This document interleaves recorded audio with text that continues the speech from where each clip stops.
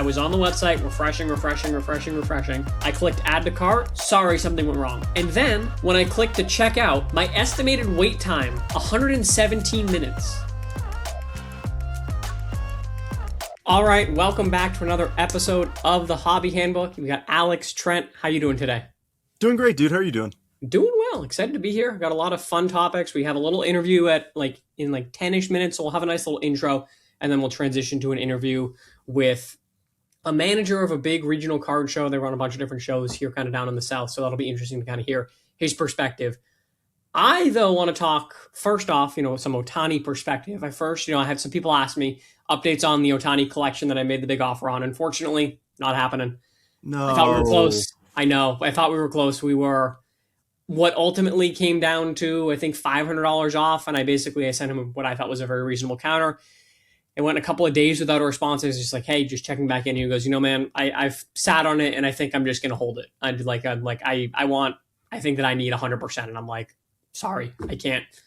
Yeah. I can't do it's Ohtani. I get it. I can't do 100% comp. I'm not going to be anywhere close to that because of the amount of work that it's going to take me to move $30,000+ in Ohtani cards. He's liquid, but it's still a lot of work on my end and all this and that. So unfortunately, that lot fell through. One of the things that I said is that there's always more cards.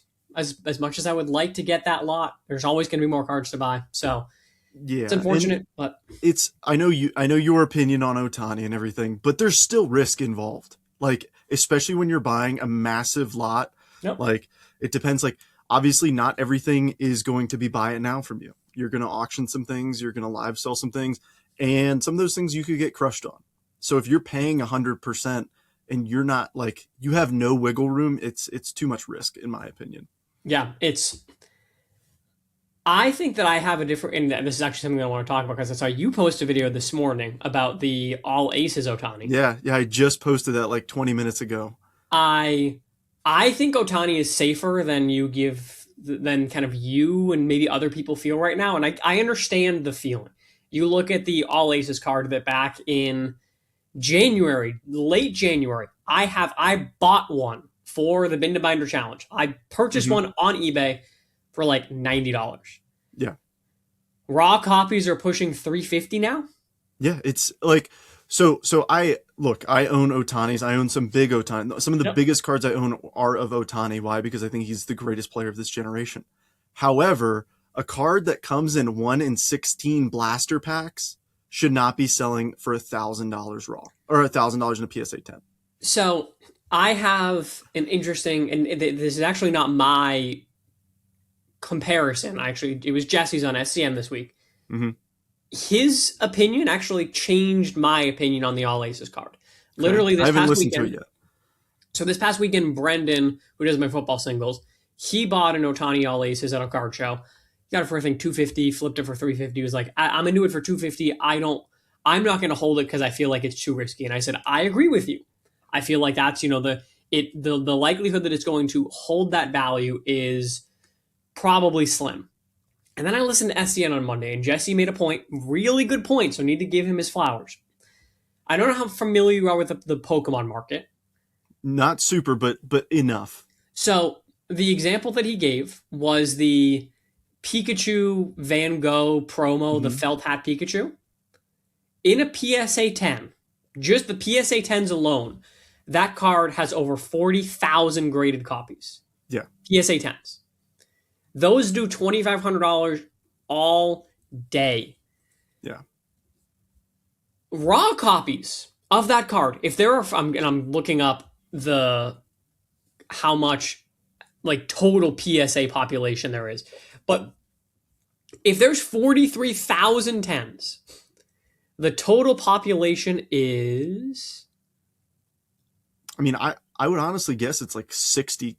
I think it's going to be higher than that. Like, well, because I mean, I've looked at that pop report a while ago, and the 10s were overwhelming. So 106,000 graded copies of PSA. Wow. So 106,000 graded copies. Raw copies of that card are doing $900-ish. Mm-hmm. I think that where the difference there is the collectability of that card. People want that card in their collection, and people will buy it. And the people that want to truly collect it then aren't just going to flip it and sell it for a quick dollar because they want to collect it. It's the same reason that my Ohtani All Aces is in my binder and not on eBay, because I bought it to collect it. Right. I think that there is seeing that actually made me say, I think it has more room to grow. Okay, so an Ohtani pitching image. Look at you, Alex. Moving up in the world, Mr. I only want Ohtani batting. For his rookie card, I do. But the All Aces card, like I think that it is a unique situation, and that the Aces, and the All Kings have become super desirable case hits. Yeah. And I think that it also shows the reality that you need. And I made a video on this earlier this week. Shout out to Tarver Cards. He had a great little guide on the validity of comps. He talked about how demand is better and is more important a lot of times when it comes to comps than scarcity.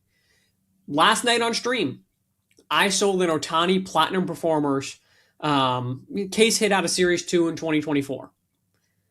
That card is significantly rarer than the home field advantages. If that wants to focus, come on. You're not going to do it for me. Okay, there we go. Is significant, like it is like 6 or 7 times, 7 rarer than the home field advantage. Yet it's a $50, $60 card. Yeah. This is a, $600 card. Yeah. I just, it's collectible. There's a few cards that just, it's collectible. I get the argument. I just cannot, for me personally, I cannot justify a card that is that common to do that. To be completely honest with you, this is where the degen in me comes in. Yeah. And I say, thank goodness I don't have any 2023 Top Series 1 back there, because it would be gone. Because I literally saw somebody, I forget who it was. I saw somebody on Facebook posting about how on eBay there was somebody who had cases of 2024 Top Series 1 hanger boxes. Yeah. Oh yeah. I would. Hangers and blasters. All Aces were 1 in 4 hanger boxes. Yeah. Yeah. That card should it like in my brain, it just cannot compute. It's not numbered. Yep. It's not autographed. It's not rare. How is it that expensive? But I get it. Collectability. Yeah. Pack odds wise say that it's about 70,000 copies. Yeah. Which the Gray Felt had Pikachu, the 9s and the 10s alone are almost 100,000 copies. Yeah. And I know Ohtani's not Pikachu, but he's baseball's version of Pikachu. Yeah. Okay. You ready for this then? Here we go. I'll double down. I think the Pikachu's overvalued. And I don't necessarily. That gets back to the whole conversation on the market is going to market. Do I agree with you conceptually? Yes. What you can go get with $1,000+ whether you're buying an All Aces Ohtani PSA 10 or you can go buy something. You can buy one home field advantage plus other things of Ohtani. Yeah. I would rather that. Yeah. But the market's going to market. The market says that it's worth that, so it's worth that.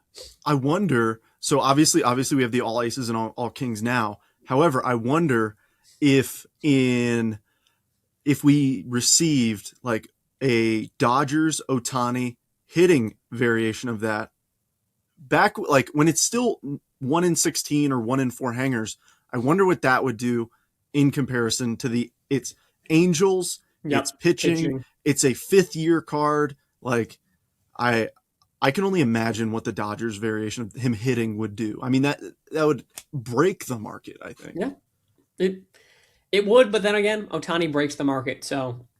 Touche. Yeah, it is what it is. Now, speaking of the market, I want to transition. We're going to quickly talk about this. I don't want to do too much on this, but I got called out. I don't love, giving the haters screen time, but I feel like this is an interesting topic to some extent. This is a clip of my YouTube video. It's not like you recorded me doing something during, a live stream, etc. I made, edited, and published this video, and I stand by what I said. Lower number than I remember. So, really nice low number. Acuna, we do have a partner offer, so PSA has clarified their language here. It is a PSA partner, so somebody who works with PSA to send these offers in. It's not PSA themselves that is actually trying to buy your card. PSA 10, partner offer of $25. No way, Jose. That might be what it's worth, roughly, but I'll do way better with that on stream. Lindor on the Saphire Aqua, on the Aurora. Great looking card. It's not super valuable, but I guarantee you that it does well on stream. So, basically saying that I got called out and I got, exposed because I said that I would get more than what it might be quote unquote worth by not selling it to PSA and selling it, myself. How could you do that, Alex? How could you do that? Well, my thing, and this is where it's where I posted a comment, and I'll read this in a second, where I am frustrated there, is I am very transparent. If you want the cheapest deal on a card, most of the time, my stream is not your place. Most of the time. Anybody's stream, any live selling auction is not the place. Like any in-depth auction is not it. There are deals. It happens, every stream there are a few cards that go for a crazy low price. There are deals to be had, but most of the time, the majority of instances, my stream is not the place if you were looking for the cheapest deal on a card. I make that clear. I make that known. I am very, very intentional where I am not going to tell you, no matter what you should be paying for a card. That's not my job. My job is to find cool cards that I think that people might be interested in. I put them on the screen. I started at $1. We're not going to be yelling and screaming about what it's worth because you decide what it's worth. It's a piece of cardboard. Is that Ohtani All Aces card worth $350? To Trent? No. To somebody else? They'd pay $400 for it. Yeah. Like, it's worth what somebody's willing to pay for. And I am all for exposing people who are predatory. I have been super transparent of, I think these platforms need to have policies saying if you are lying to your customers, if you're pressuring your customers, if you are trying to encourage people to spend money by inflating the value of a card, they should have every right to return that card, to dispute it, etc. We're on the same page. Why are you going? And I understand I'm an easy target as somebody who is a recognizable face in the hobby, who gets clicks, who has these things that do sell high, and some people don't like live selling, and that's fine. It's not for you. That's totally good. But let's go after the people that are actually being bad actors and actually creating problems and lying to their customers. It's not my job to say, and if a card goes crazy high, the Yamamoto Cosmic Base Worker that's sold for $184, yeah, I'm going to throw in some cool stuff. But if a $3 card sells for $10, cool, whatever. It's the same reason, and I said this in my comment, and I'm going to read my comment now, is that Acuna has raw comps in the last few months from $3 to $11. Why is it that there's comps at almost 400%, the lowest comp? Because different people are willing to pay different prices. So my response is, wow, you really got me feeling exposed for a take that I have said and will say a million times more. If you want to get the cheapest deal on a card, most of the time, my room won't be it. But I've never pressured you to bid, pushing you for a specific value, etc. I put the card up, started at $1, and let people decide what it goes for. It's not any different than why that Acuna Raw has sales at $3.11 on eBay. People pay a price that they're willing to pay for a card that they like and have fun doing it. And if I put on an entertaining show where they have fun growing their collection, then I view it as a win, especially because I never have nor never will try and coax my customer into paying a specific price or taking advantage of people using things like 5-second sudden death. For a page dedicated to exposing whatnot, I feel like you're just coming at me for clicks and clout rather than actual criticism. You and I both are on the same page that sellers pressuring buyers and lying about comps are the real problem. But criticize me because I get clicks and views. Really doing some great exposing here. Yeah. So Mic drop. It's the same argument. It's the same exact argument that I say that this Adley Rutschman card, I can sell for more in my Facebook group than I can on eBay, so I'm going to go to Facebook. Yep. Is there something wrong with that? No.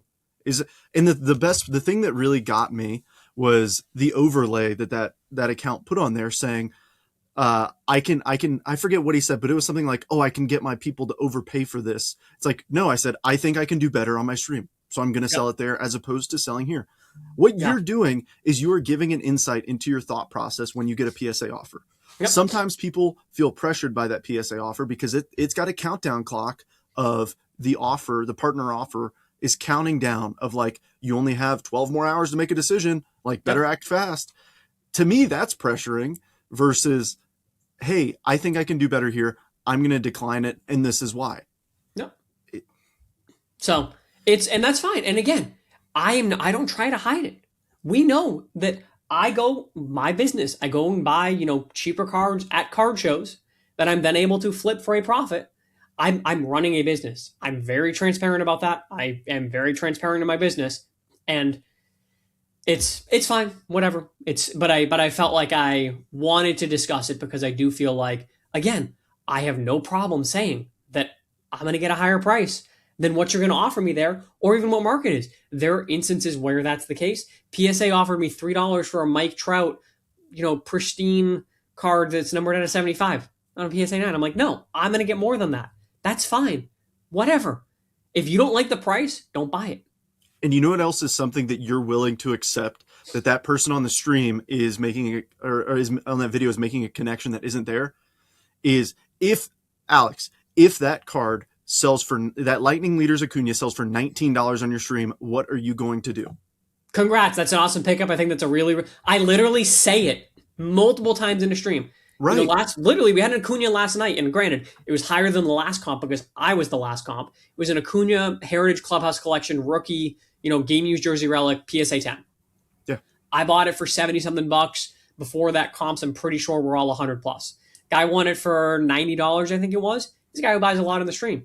And I said, yeah, I think that's a really good deal. It's obviously higher than my comp, but like I bought it at that price because I knew that it was doing 100 plus. He goes, yeah, I comped it before the stream. That's why I pre-list every single card that I have so the guys can go do their research and figure out what they want to pay. Yeah. Said I comped it for over 100. I think it's a good deal. And I said, hey, and granted, that's an instance where I won and he gets a win as well. But if it sells for less, guess what? Congrats. That's a really good deal. If I got cooked, guess what, guys? I overpaid on that card. That's on me. I either hope that you're going to get a awesome card for your collection for a really good price, or you're going to flip it that then you can go make more money to go build your collection even more. So, but if they're going to flip it, they better not go somewhere where they can get the most money, or else they're going to end up on the internet. Yep, ridiculous. But that's fine. We though have, speaking of buying cards at card shows, we have our guest here. Hey Steve, how's it going? Hey, how you guys doing? Hey, we are doing well. I'm excited to come down to Huntsville this weekend for the flip show. Yeah, we're glad to have you again. I talked to you last time. My son picked you right out of the crowd from your videos and stuff. So absolutely. So for the audience, give them a quick kind of explanation of who you are, what is it that you do with the flip show, etc. So I am an event manager for the flip show, as well as being a regular vendor. But so that covers, I do anything from setting up the tables when the show starts, labeling them, literally setting up the room, to interfacing with the vendors, getting everyone checked into their proper tables, and just customer service type stuff. So just a little, whatever the show needs, really. Yeah. I will say, Trent, you said, have you been to a flip show? Yes, and I wanted to bring this up. So me personally, I'm in the Air Force. I was stationed at Gunner Annex in Montgomery. And when I was down there, the only show that was in the area, the only good show, in my opinion, was the flip show. And it was so funny when Alex put on here that, hey, the manager of the flip show is going to be coming on here. I was like, I haven't been to a flip show in 2-3 years. And like, that was one of my favorite shows to go to when I was stationed in Alabama. So it's awesome. I had seen, I've seen your Air Force, history and everything. And first of all, thank you so much for your service. I know that's a cliche thing to say, but I come from a military family and really appreciate that. But I didn't know that you had been in the Montgomery area down there. So that's really awesome to hear. So yeah, no, I can attest as well that you guys put on a really, really good show. I think that it's a nice, clean environment. And I know you advertise family friendly, very much so as a thing. Talk to me a little bit about like what things do you think that you do intentionally to try and make it that, approachable, clean, safe, family friendly? Like, what is it that you feel like you do really well there that I think it communicates well, but I'm curious from a like management side, what things are you guys intentionally doing there? Right. Well, I'd say one of the main things, what it starts with, and this maybe can be a little controversial with shows, but we always charge an admission to our show. Mm-hmm. Now, it's nothing outrageous, but it's always in the $5 to $7 range. But that we like to think that you really see the cost of that reflected in the shows. And that kind of feeds into what you were saying. We always have multiple security available, off-duty officers, that kind of thing. That's a very big thing with us, is having the proper staff available. And so right there, we not only with your collectibles, of course, you want to feel like you're in a safe environment with your expensive cardboard, but of course with your family, and that ties into that too. And a lot of that money also is spent on marketing. We're very big on that, and advertising. So, that's, like you say, we do charge the money, and there's no bones about that, but that money is put to use to do those kind of things, like we talked about, have plenty of staff available, have plenty of security, have, well lit parking facilities, and, all of that kind of stuff. So yeah, well, yeah. And nice venues too. Like, I know that a lot of shows, it is the balance and figuring out, the different approaches that different people take. Some places try and do it wherever they can find the cheapest venue available, so that it's, they don't have to charge an admission fee. But having a nicer venue like the Von Braun Center in, Huntsville this weekend, it's a beautiful venue, super, super nice, great area in downtown Huntsville, walkable, lots of parking, lots of hotels nearby. Like, it's one of those things that you get what you pay for, and I feel like you guys do a really solid job there. Something that I do think is really interesting, though, that's a little different with you guys from a show. A lot of shows are really hesitant about basically people trading. You've seen the people make the posts about shows where it's like, promoters are like, if you're caught trading with other people or doing deals with other people that aren't vendors, you're going to be, kicked out of the show. You guys literally have trade areas set up in the show. You have space for people to go in and work with other collectors and sit down and do trades. Why is it that you do that? I'm a fan of it, but what was kind of the mentality and kind of perspective on taking that approach? Because it's, I think, a little different, and I think you might have some dealers that don't like it. I, as a dealer, like it, but I'm here for the whole experience, not just here to make money. Well, right. Yeah, that's right. And I mean, part of that does feed into the family aspect. Like we said, we want to give, younger attendees a place to participate in things and trade, but maybe, and I certainly understand the arguments from the vendor perspective also, but maybe we've probably all been there, say, when a trade deal might spring up in front of your table, say, and that could possibly hinder your business, if you're not involved in it. So maybe the trade areas offer an area to say, hey, you can take this discussion, table it, and maybe take it over there. And it gives, it's an option for that. But just, once again, another option that's gives kids a place to be, a kid-friendly place. So, and another thing we try and do with kids is also have pack giveaways and card giveaways to children. So it's like, here's some cards right off the bat when you're coming into the show. Here's a designated area where you can kind of go to and not really be in anyone's way. And then also feeding back into the safety. If the parents can go browse a little bit and feel confident that their kids are in a safe environment, so they could maybe, go do their thing and let the kids, sit and have their fun in the trade area for a while. Yeah. A gee whiz thing that's like, it's nothing crazy, but something that your show did that compared to, so I live in Utah now, that the local shows here don't really do, is have a food vendor. Now I'm a big boy and I like to, I'll walk around for hours and hours, but once I'm done walking around, I get hungry. And the fact that I don't have to drive 10 minutes to go get some food and come back is something that's so nice. Right. Yeah. We like doing that. And I think it's kind of neat to get some of the options outside of your basic venue hot dog and popcorn. We try and bring a little local flavor and have a few, popular food trucks. And you're promoting the local business while you're doing that too, which is exactly, that's what we're all about. Yeah. You guys are all over. Like, it's not, Trent, you said Montgomery was where you were. Is that right? Yeah. So, I mean, I went to the shows in Trussville, in Birmingham, like all around there. So, I mean, all within a couple hour radius. Yeah. But I mean, Flip does shows in Mississippi, Alabama, Georgia, Tennessee. Any other states right now? We previously have done a few shows down in Florida, in Panama City, It's been a few years, but that's kind of what our whole footprint is entailed. But yeah, currently we're doing is, up to Chattanooga, which Yep. is one of our most popular shows, and then Super excited for that one. down all the way to Biloxi, Hmm. and which has turned out to be a great venue. We do the Coast Coliseum, which is literally across the street from the Gulf. Um, it's right by lots of other entertainment options if that's your thing in Biloxi, and if not, you have a beautiful beach right there. So Yeah. that's a really one we really get excited about nowadays too. But Yeah. It's really cool to see. There's not that many shows that have the level of success and ability to kind of branch out, multi-state, etc. Do you guys have any plans to continue to expand, or you wanted to kind of just stay in your southern roots and kind of stay in the area that you're in, or do you like? I know the Front Row Card Show is expanding east. I know they're doing something in Atlanta. It might even be the same weekend as Huntsville. I can't right. remember, but doing that type of stuff.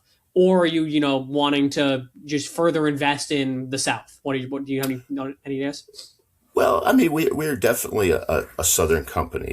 Yeah. The flip was started in the Birmingham area, and we kind of have a slow, steady expansion, and possibly towards more areas of the South. But we don't Hmm. have any real desires to try and go to other regions of the country at Yeah. this point.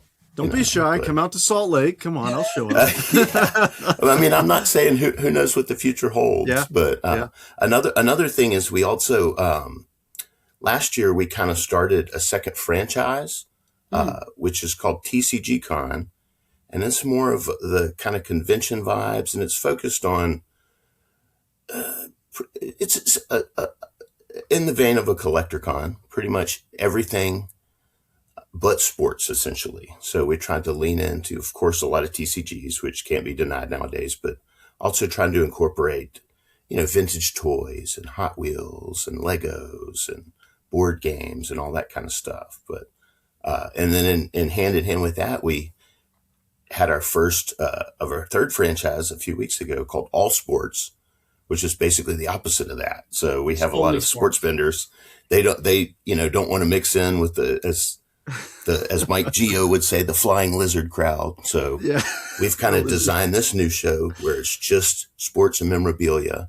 And so I guess what I'm saying is that will be a way for us to expand also kind of our footprint a little bit with different themed shows going out. So So Yeah. in the vein of promotion and managing the show and everything, what is something that like somebody like me who has obviously never put on a show or anything like that, what is something that you think that the average person like wouldn't think about when it comes to a show that you have to be on your A game for? oh goodness, you just have to be really flexible in general. There's issues almost certainly will arise, small issues in the grand scheme of things, but with maybe table placement or possibly we've had issues where a lot of times, like I said, we will near our home area provide our own tables for venues and Mhm. stuff, and so we're actually setting up the layout. But when we get to a little more far flung destinations, they handle all that. Mm. And so kind of a lot of my work is usually coming in the day before the show as kind of an advanced team, Double checking and it. Yeah. quite often a lot of times, like, God bless the venues and we appreciate their staff, but things are wrong when you come in the door, and you might have to push around, rearrange 200 to 300 tables, and you just have to be kind of just ready to deal with stuff as big as that, or stuff as maybe you have two vendors who have ended up set next to each other who really don't get along very well. And you kind of have to act on your toes, and maybe separate them a little bit on the opposite sides of the room. So it's just the little tiny minutia that arises at a show, really. And it's just not being surprised by that, kind of expecting it, but with a positive attitude, ready to just to face the challenges and fix them so the show runs smoothly. So Yeah. Nice. You talked about I really like, your discussion of your TCG con versus your sports only shows.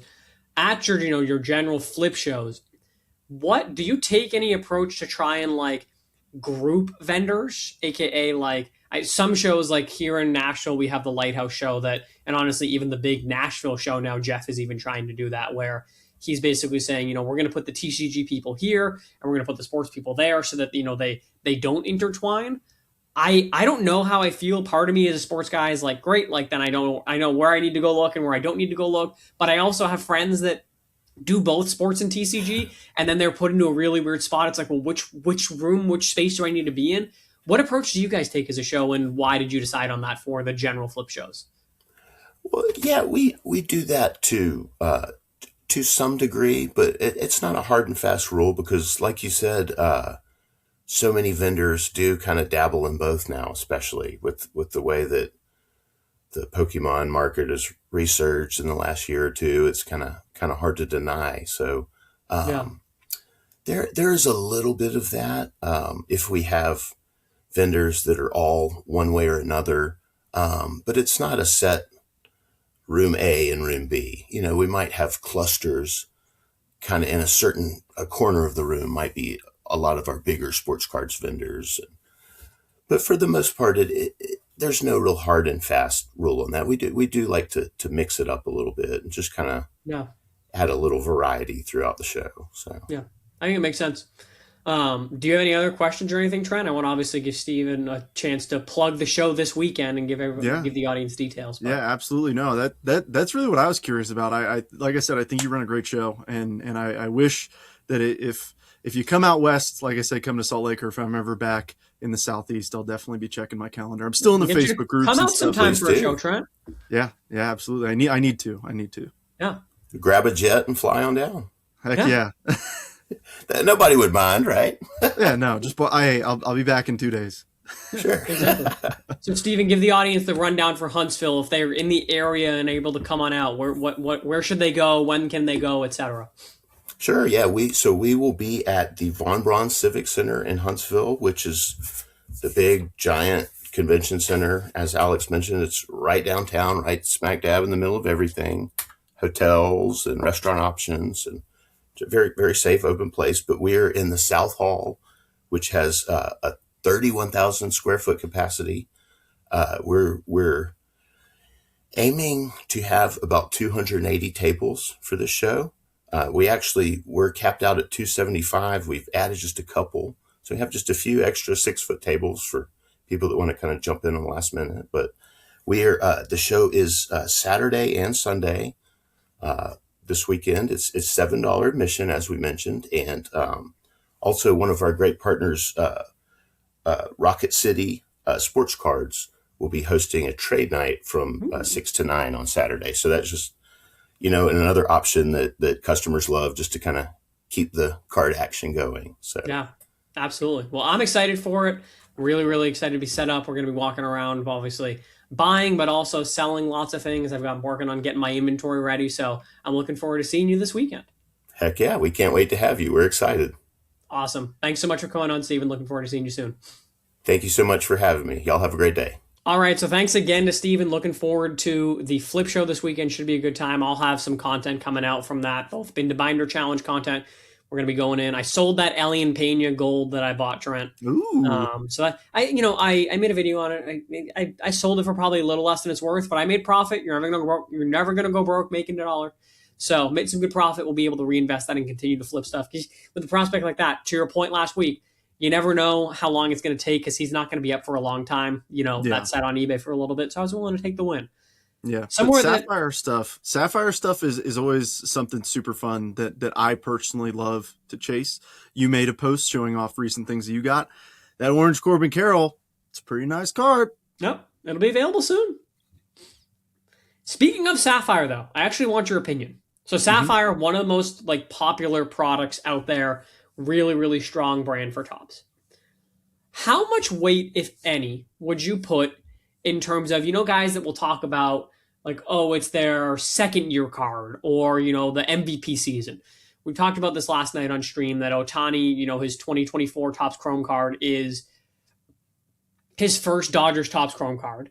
The refractors and prism refractors and those things do crazy numbers because a lot of times because of the MVP buyback that like there's not that many that are available. You also have some instances, I don't know if you know this, 2020 Topps Chrome Sapphire has some legends that are in the product. So if you want a Ken Griffey Jr. Topps Chrome Sapphire card, he only has one Sapphire card ever, and it's in 2020 Topps Chrome. Yeah. I absolutely think that legend should be in Sapphire. But So okay, here's where go ahead. I might go off the rails here. So please hone me in because So my question actually is more so, do you put any additional weight or value to the fact that that's the only one that's available? The reason that I ask is this past weekend, and I'll give Rebecca a screenshot, was scrolling through Fanatics Collect, buying stuff that I'm going to have to wait a month for it to ship to me. So that's fine. But found this Pedro Martinez Topps Chrome Sapphire red numbered to 5 in a PSA 10. It's his only Topps Chrome Sapphire. Red, obviously, he's in a Red Sox uniform, so, awesome color match. PSA 10, it's a pop 2. There's one sale at $300, and then my comp that I made, which was above that. I bought it in thinking and looking, a Clayton Kershaw 2024 Topps Chrome Sapphire PSA 10 red out of 5 did $800+. dude, I'm about to say something. Say that it. That card should sell more than that stinking Aces Ohtani card. All right. Honestly, is he in a Red Sox uniform in that? Yeah. So it's a color match too. Yeah. Yeah, that's a heck of a buy. I think that's fantastic. I bought it for, I think it was $372 after your buyer's premium. But like I went $75, but you know what? Guess what? I paid more than it was worth. No, oh yeah. But the thing is, like, you can now say with that card, you can go up to any booth and say, "Hey, I have this card, this red Pedro, right? Awesome card, super cool. I feel like anybody would be like, that's an awesome card." No. And you can go up to them and say, "Hey, I know that this is what it sold for. It's what I bought it for. I'm not willing to take less than that." No. Go find another. And they're not going to. Good because luck. It's numbered at a 5 and it's a pop 2 and a PSA 10. But I feel like on one hand, there are in all reality, the answer is it will take a specific buyer. It will take somebody who really likes Saphire and really likes Pedro and says, I'm willing to pay a higher price because it's a really cool card and I know that I'm not going to find another one. But I do think that there is something in my mind from a collecting standpoint to some of that like niche-ish that like if you like Saphire, which is one of the most loved products out there, the cracked ice look is incredible.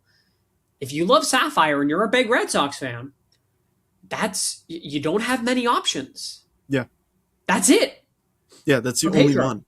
So, I mean, the thing is, personal opinion here, like, I think we need to take the legends that are in Gilded, take them out of Gilded, and put them in Saphire. Personal opinion, because I think that would be better. Because when I've watched people open Topps Gilded this year, I haven't opened any of it because I refuse to. Personally, I just cannot justify it.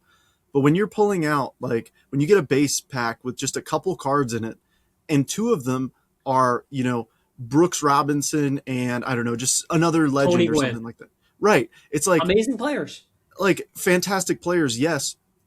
But a lot of people are buying the new stuff to get the new players. Mm-hmm. So if we can take a product that has, 4 base cards or 5 base cards, something like that, and instead move those legends into a set that has, 72 cards per box, and we could put a couple of them in there instead, I feel like that would be a much better market reception. Yeah, I mean, Mike has been Mike has said for a while that he would love a set that just is like all legends. Yeah, it's not going to sell for as much, but like there will be guys like a lot of the older guys in the hobby who are like, these are the guys that I grew up watching and love and still want to collect, and that's cool. So I can see it. At the same time, I kind of hope that they never do it because then my Pedro is the only one. Oh yeah, true. Gets a little bit less rare. So I want to transition. Speaking of talking about pitchers, you put something in our little doc for planning this week about Yamamoto. Talk to me about this. Yeah, so I saw this post. It was an article on collectibles on SI, and the title of the article said, "Is it time to buy or sell right now on Yamamoto cards?" And it was in reference to a sale of his Bowman Chrome rookie image variation auto in a BGS 9 that sold for $461,000 on March 15th. And it sold not too long ago before that, right? Like a year or so before that? Yeah, and the thing that confused me, first off, like, as somebody who collects image variations almost never do big, especially image variation autos. Yep. Because, I mean, granted, they're very low numbered, they're numbered to 25, but usually they typically don't do well. You know? But the thing that gets me is the article says, is it time to buy or sell right now? Did you see the article? I did not. Okay, in your personal opinion, is it time to buy or sell Yamamoto? It's kind of a cop-out. I'd probably just say hold. Fair. Yeah. Like, I don't know with what his prices are at on a lot of things right now. I don't see myself going out and buying a lot of his high-end stuff. I look at that and saying, I'm a little worried about, what growth there is there. That being said, the connection with Ohtani, Dodgers, what he did in the World Series last year, the international market, I feel he's not as safe as Ohtani, but like as long as he continues to play well, I think even in the event of an injury, yeah, prices might dip a little bit, but I don't think he's somebody that you're going to get burned on big time if you hold, which is why I kind of lean towards hold. But if you made me pick buy or sell, I would sell. Yeah. The article says the verdict at this point, everyone should absolutely still be buying into Yamamoto. He's no longer unproven, hyped up rookie, and still has so many years of professional baseball ahead of him. It's true that Yoshi still has a bit of a way to reach Ohtani in both career and card market, but he's on his way there. A bit. I respectfully disagree wholeheartedly with this article. I'm leaning towards you. I'm leaning towards either sell or hold. Why? This is personal experience here. Okay. World Series before, who is the king of the World Series? I'll give you a hint. He hit a ton of home runs, including a couple walk-offs. Mr. Canada himself, Freddie Freeman. Yep. What does a genius like me do when I see that? Sell. I go out and buy a blue rookie auto of his because I'm the smartest man alive. And guess what? It's down considerably. Why? Because it's so incredibly hard.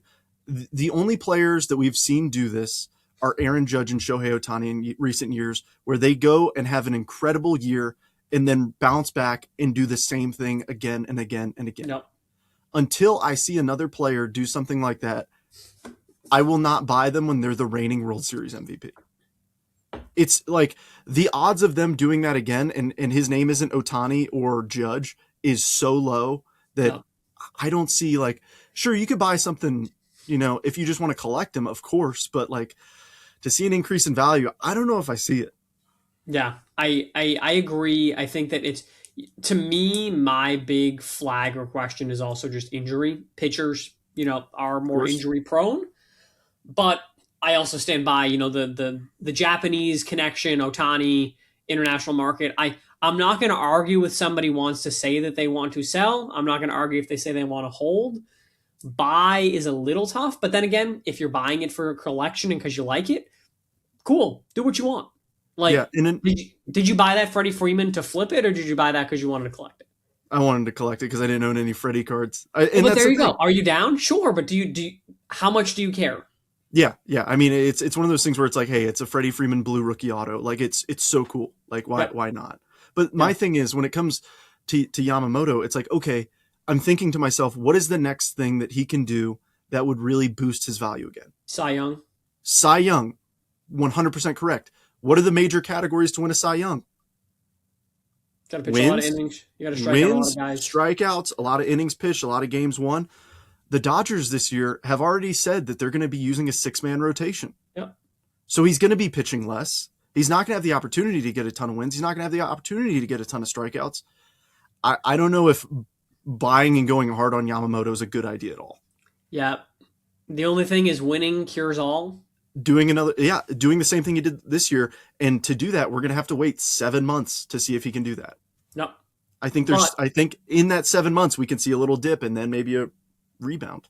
But then again, you've got the international market, and that has proven to be, like, last night on stream, I literally my back wall for my live stream last night, and I'll do this for eBay Live on Thursday night as well, which, by the way, Thursday night, 6:30 Central, eBay live stream.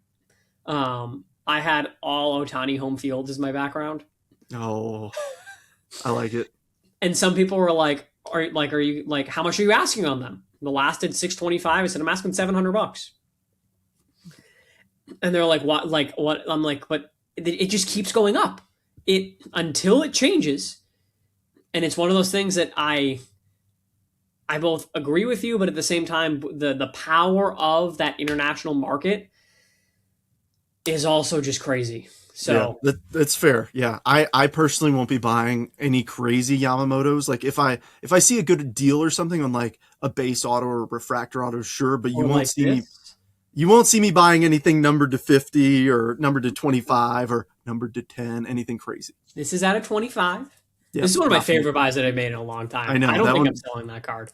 That's a good one. I mean, the only thing that I think one ups it is putting Roki on there. I think that's the only thing that could one up like a card with Yamamoto and Shohei. I disagree. Oh, I think Roki's going to be a bust. I mean, that's fair, but I feel like having 3 like Japanese superstars on one card is always fun. That's why, like when we talked about Tops Now, but like, is he going to be a superstar? That's the problem. Yeah, that's fair. I think if you were to say, you put Ichiro or Hideki Matsui on there, and I know that they're not Dodgers, like I know that kind of then makes it a multi-team card, which then makes it complicated, etc. But I think Roki more than likely will actually just end up in the pen. Which we'll see, and maybe he'll become a great closer, relief pitcher, etc. But Roki's a guy that I wouldn't touch with a 10-foot pole. That's fair. It's kind of like the argument of like a triple auto. Like I don't know, let's use like the 24 Yankees as an example. It's like having Aaron Judge, Juan Soto, and Jazz Chisholm Jr. on like a triple auto. It's like that third auto almost detracts value. So, but and Jazz is still a great player, but it absolutely detracts value. I absolutely love Jazz. I have a decent little PC of him because I think he's fun to watch. But besides the point. Yeah. Last topic that I had for today. Did you try for any Bowman basketball this past week? I did not, but a couple of good friends of mine, Manny and Coit from Jetbreakers, both did. Did they get any? Absolutely not. It was Topps. I understand Topps is not the only company dealing with, and Jesse put out a video yesterday about the company that was botting it and, checking out 8,000 boxes and 600 sealed cases, etc. It is a constant battle between the companies that are selling these things and the bots that are trying to beat them on the back end to check out and buy all this inventory. I, for a long time, have preached and said I've never had issues with buying things on the Topps website.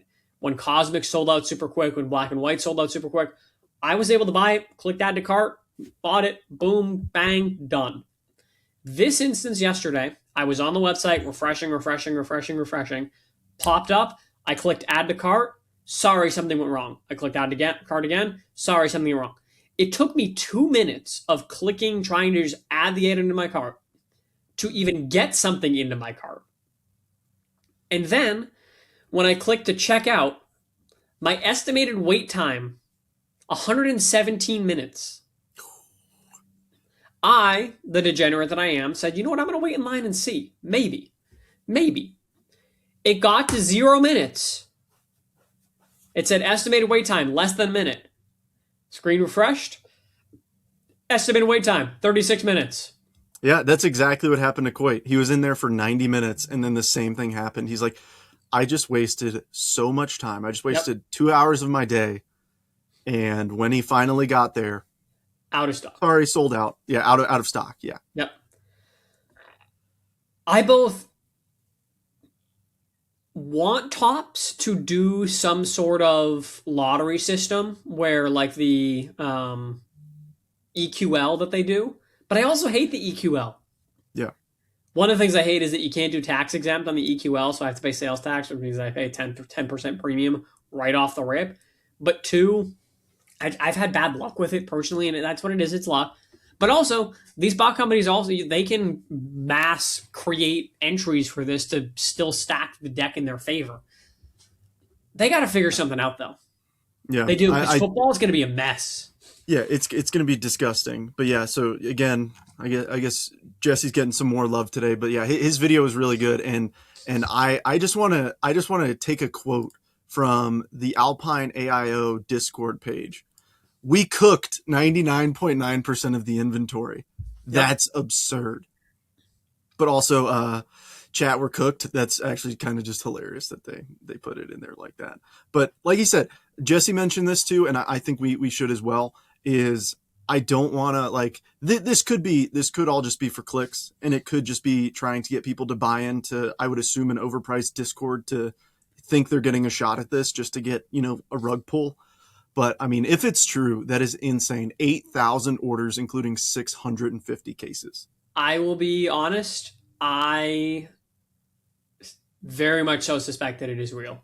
Yeah, I back in the day when Target was impossible to buy blaster boxes off of and this and that, I had a bot.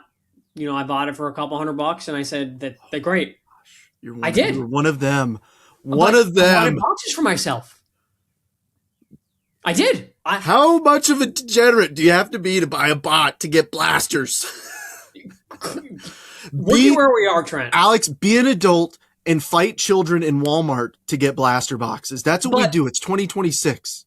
But it's one of those things. I'll be honest, I did not have much success with it, probably because I did not have, I was not trying to make, and this is probably where it was, I didn't go make 500 Target accounts. Oh yeah, true. Which is what it is that what it is these guys have hundreds and hundreds and hundreds of accounts because they have, a 2% hit rate. Mm-hmm.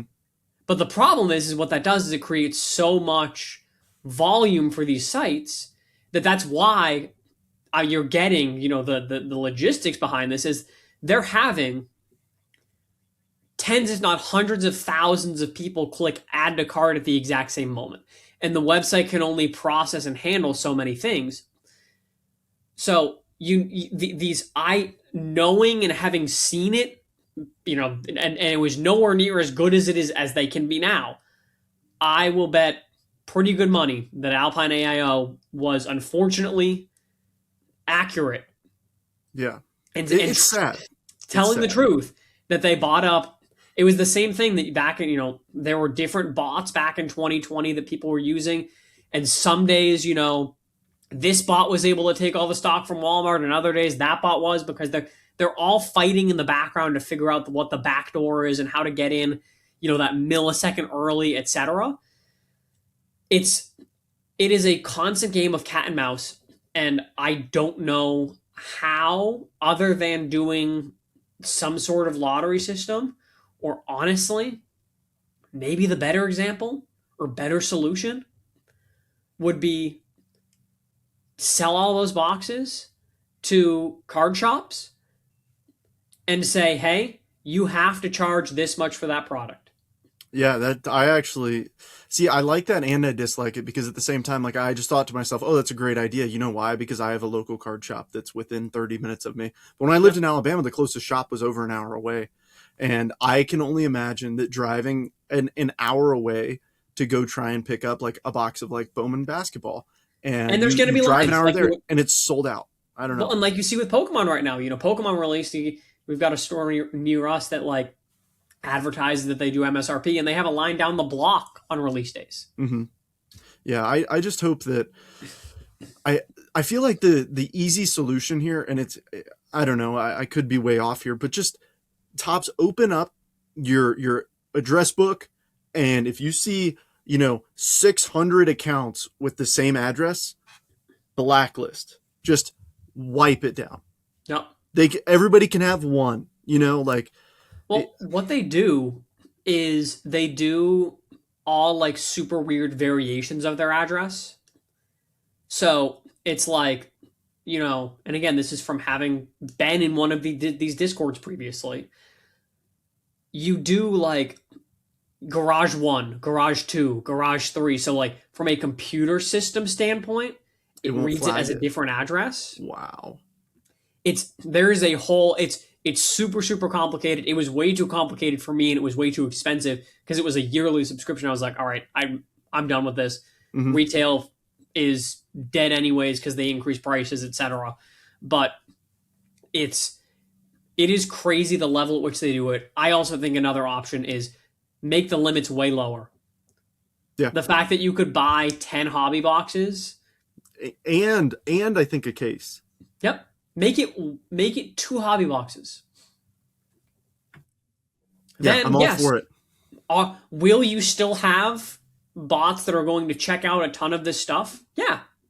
But if they have that 2% hit rate, all of a sudden, that account that was able to buy, they have 500 accounts.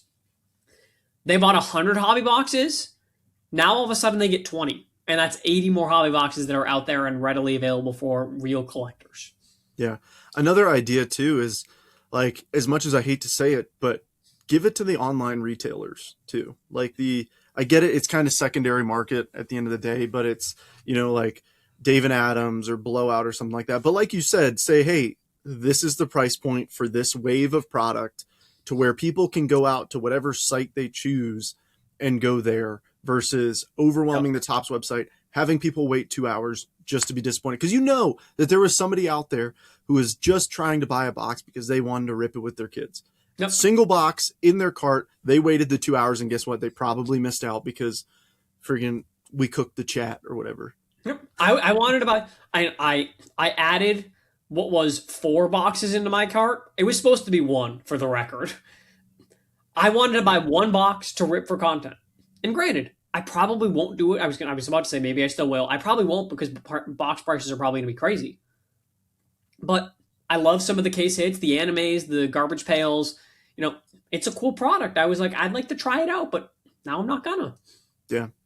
I don't know what the solution is. Hopefully we see a statement or something from Topps, but I'm not sure if we will.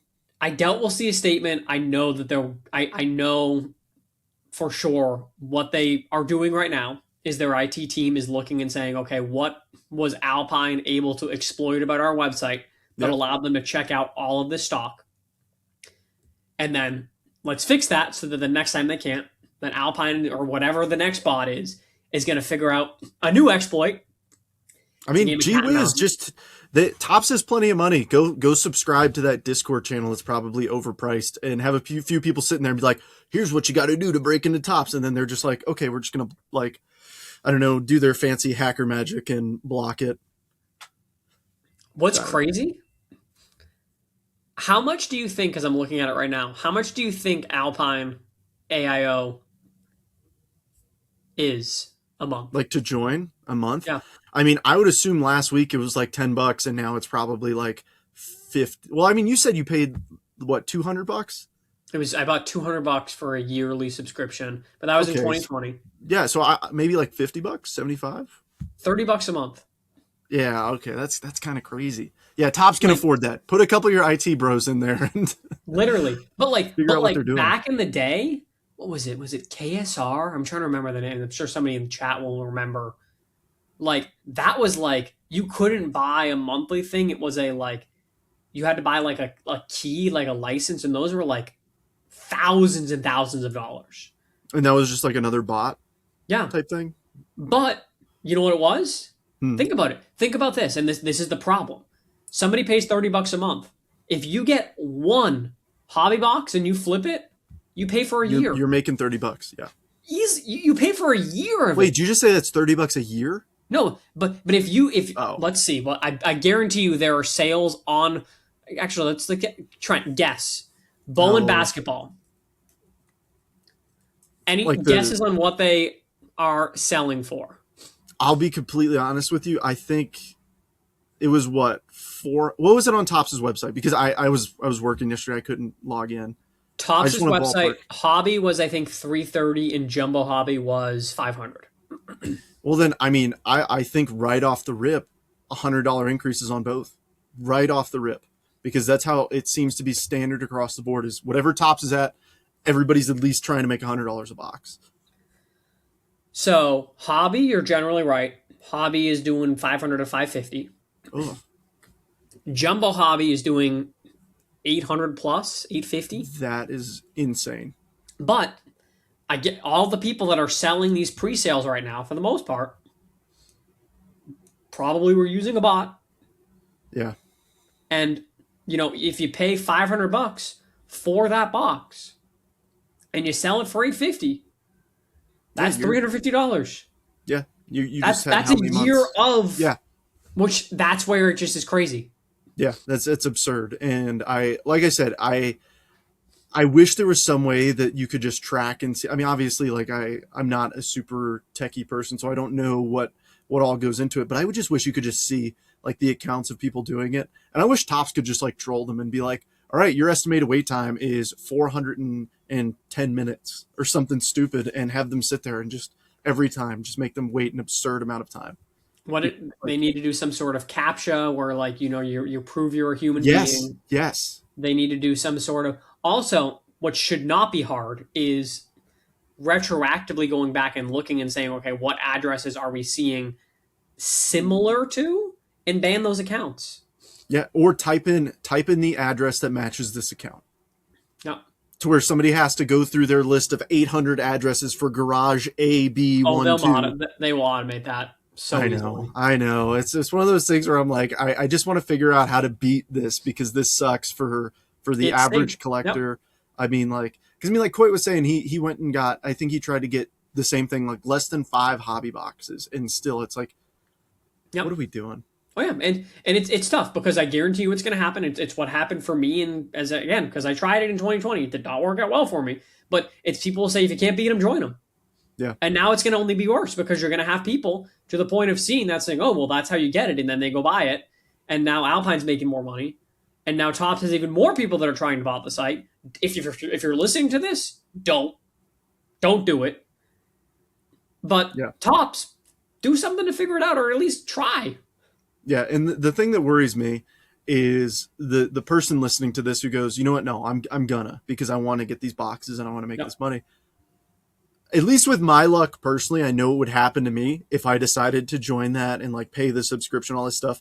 The first time I go to try and buy a box, immediate, just you're done. It's like, I didn't even get one. But yeah, it's going to happen. They're going to figure out a way to stop this, and then it's going to be the next thing. So it's a constant cycle. It is, but I just hope they figure it out, because I want to be able to get some boxes of Topps Chrome football. I want to be able to get Cosmic Basketball. Like, there's stuff that's coming out that looks really, really cool, but we'll see. Maybe next time.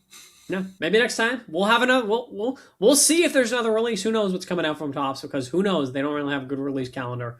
Still waiting on Platinum Anniversary. Maybe next week we'll get a pre-order. Who knows? I know. For last year, it's a product that's every other year. Why can't we just have it set? You have an entire extra year to print it, please. Yes. Yeah, it's crazy. But that's all that I had today. You got anything else, Trent? No, that's it. Awesome. Well, we'll see you guys next week for the next week episode of the Hobby Handbook. If you're coming through Huntsville, come say hi. We'll be set up at the card show. I'm also be walking around, so if I'm not at the table, I'm walking around somewhere. If you see me go to the value boxes, I always say, come say hi. I can multitask. I can go through a value box in my sleep. So come chat. Would love to see you. It's a fact.